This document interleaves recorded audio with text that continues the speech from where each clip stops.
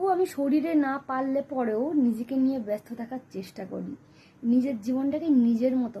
আর যারা কি বলবো, আর স্বামীর টাকায় খেয়ে লোককে কটা জ্ঞান দিয়ে বেড়ায়, ভাষণ দিয়ে বেড়ায়, চর্বিবাজি করে বেড়ায়, হ্যাঁ কি আর বলবো, ইনকাম করে তো খেতে হয় না, ঘরে বসে বসে খায়, তাদের প্রচুর রস আজকালকার দিনে, রসের শেষ নেই। হ্যাঁ, আবার কিছু কিছু বুড়ো বেটাদেরও আছে রস, মানে কোথা থেকে যে আসে, সেই বুড়ো বেটা বলো আর বুড়ো মেয়ে ছেলে বলো, কোথা থেকে আসে। প্রত্যেকটা মানুষ নিজেকে নিয়ে ব্যস্ত থাকলে পরে তবেই সুন্দর। ভেবো না আমি শুধু ধোয়া তুলসী পাতা সতী হয়ে থাকবো আর মহা মহা পাপ করে যাব।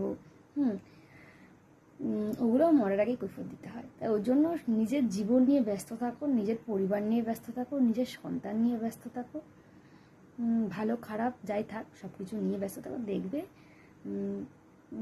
বাকি শেষটা তুমি ঠিক কাটিয়ে উঠবে।